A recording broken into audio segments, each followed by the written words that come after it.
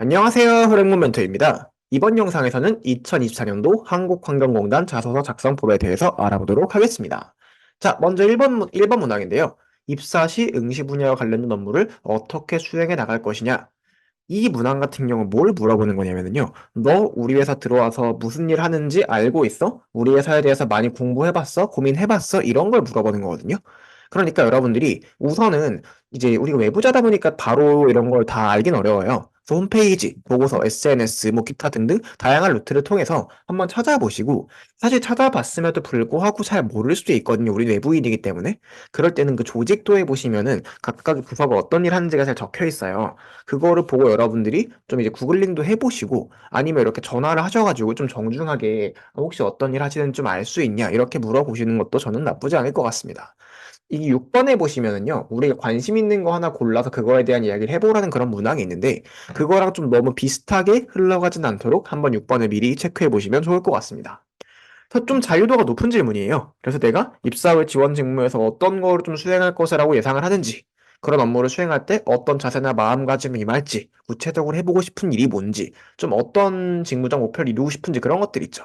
아니면 여러분들이 좀 전문성을 어떻게 키우고 보완할지, 이런 것들도 좀 자유롭게 써주시면 되니까, 아무튼, 너네 회사에 대해서 많이 고민해보고 조사해봤다. 이런 게 보이도록 해주시면 좋을 것 같습니다. 이번 문항은 역량 문항인데요. 역량 문항 같은 경우에는요, 가장 중요한 게 역량을 너무 키워드로 접근하지 않으셨으면 좋겠어요. 소통 역량이다, 뭐 분석 역량이다, 뭐 이런 것들 있잖아요.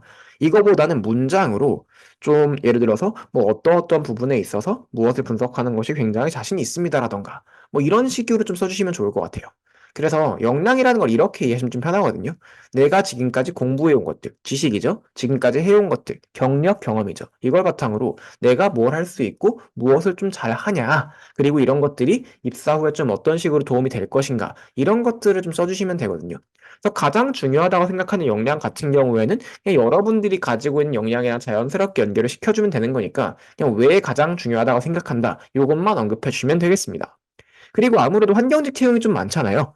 환경직 분들 혹은 기술직 분들 같은 경우에는요, 이 여러분들이 뭐 공부했다, 배웠다도 좋겠지만, 실제로 그런 걸 활용해본 그런 사례들, 뭐 프로젝트라던가 실험이라던가, 뭔가 이제 여러분들의 지식을 현장에 투입해본 그런 경험들 있잖아요. 그런 경험들을 좀 가장 중점적으로 써보시면 좋겠다라고 말씀을 드리겠습니다. 들어가야 될 내용은요. 가장 중요하게 생각한 역량이 무엇인지 그 이유와 내가 관련된 그러니까 해당 역량을 키우에 노력한 경험이라고 적었지만 여러분들의 경험이나 경력, 교육 등등을 그냥 적어주시면 된다. 그리고 마지막에 역량의 활용 방안까지 말씀해 주시면 되겠습니다. 다음으로 3번.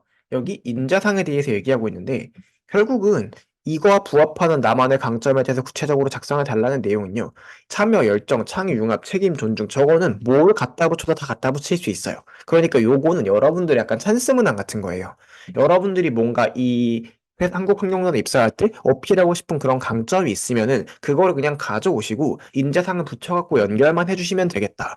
요렇게 이해하시고 4번 가도록 하겠습니다. 다른 사람과 협업했던 경험, 갈등 사례를 어떻게 해결했냐? 이 갈등이라는 거에 대해서 말씀을 드릴 때 보통 이제 의견 차이 이퀄 갈등이다라고 접근하시는 분들이 굉장히 많아요. 근데 그냥 의견의 차이가 있었다라는 건 갈등이라고 보기 좀 어렵거든요. 왜냐하면 문제가 발생을 해야 돼.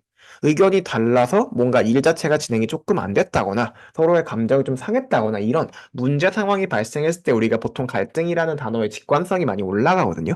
그래서 그 점을 먼저 좀 그 마음에 두셨으면 좋겠고요. 그다음에 갈등이 발생했을 때 어쨌든 해결 위해 노력을 했겠죠. 그러면은 항상 우리가 자서서는요. 행동이 나오면 그 뒤에 왜 그렇게 행동했는지가 나와 주어야 됩니다. 이걸 쓰지 않고 행동만 나열하시게 되면은요. 딱 읽었을 때 얘가 진짜 그렇게 행동했는지 왜 그렇게 했는지 이런 것들이 파악이 안 되기 때문에 당위성이 조금 떨어질 수가 있어요. 그래서 그 다음에는 좀 결과로 보통 마무리가 되는데 혹시 글자 수가 열과 되면은 배운 점이나 느낀 점처럼 뭔가 내 생각을 한 문장 정도 잡아주면은 보통 글이 살짝 여운이 남는 그런 효과를 가져갈 수 있습니다. 더 들어가야 될 내용은 협업에 대한 간단한 설명과 갈등이 발생의 이유, 원인, 내가 선택한 방법, 그렇게 좀 노력했던 근거, 그 이후에 구체적인 노력과 결과를 적어주시면 되겠습니다. 다음으로 5번인데요. 예상치 못한 문제로 인해서 계획대로 일이 안 됐을 때 책임감을 가지고 적극적으로 업무를 수행해 성공적으로 마무리했다. 일단은 처음에 어떤 문제가 발생했고 그 어떤 점에서 좀 예상이 어려웠다라는 것 말씀해 주셔야 되고요. 다음에 업무 수행에 닥쳤던 어려움, 분명히 있겠죠. 이제 얘 계획대로 일이 안 됐으니까. 그 다음에 세 번째가 핵심입니다. 어려운 상황이잖아요. 어려운 상황임에도 불구하고 내가 끝까지 책임감을 가지고 노력을 했잖아. 그러면은요, 그렇게 할 수 있었던 이유라던가 동기 요인이 분명히 나와줘야 되거든요. 근데 이게 명시가 정확히 안 돼버리면 이것도 마찬가지로 문항의 어떤 내 글의 설득력이 많이 떨어지게 된다. 요 5번 같은 경우에는 좀 이 문항에 가장 적합한 소재를 찾는 게 가장 중요하지 않을까 생각을 합니다. 그래서 예상치 못한 문제 상황 설명해 주시고 어떤 부분이 좀 되게 예상하기 어려웠는지 그래서 어떤 어려움이 생겼고 그럼에도 내가 포기하지 않고 열심히 업무를 수행했던 그런 이유가 무엇인지 그 다음엔 구체적인 어떤 노력의 과정과 결과 잡아주시면 될 것 같고요. 아까 말씀드렸던 마지막 6번 문항인데요. 가장 관심 있는 업무 한 가지에 대해서 언급을 하고 자, 전문가로 성장하기 위해서 어떤 계획을 가지고 있냐? 자, 일단은 이 문항도 로열티 문항이거든요. 즉, 여러분들이 이 업무, 이 직무, 혹은 이 사업, 혹은 우리 회사 이런 거에 대해서 너 진짜 확실하게 뭔가 비전을 가지고 있냐? 뭔가 명확한 생각을 가지고 있냐? 이걸 물어보는 거예요. 그래서 이게 로열티 질문이라 했잖아요. 결국 로열티 관련 질문은요. 너 우리 회사 진짜 오고 싶어? 너 우리 회사에서 오래 일할 거야? 우리 회사에서 일하는 게 너한테 어떤 의미가 있니? 이거 세 개를 물어보는 거란 말이에요. 그래서 이런 부분에 대한 기관에 대한 사업에 대한 혹은 업무에 대한 애정이 잘 녹아질 수 있게 글을 써보시면 좋겠다. 그래서 업무 분야에 가장 관심 있는 게 뭔지, 그 이유는 무엇인지, 해당 분야의 전문가가 되기 위해서 좀 어떤 노력이 필요하고 나는 그런 것들을 어떻게 수행해 나갈 것인지 이 순서대로 적어주시면 좋을 것 같습니다.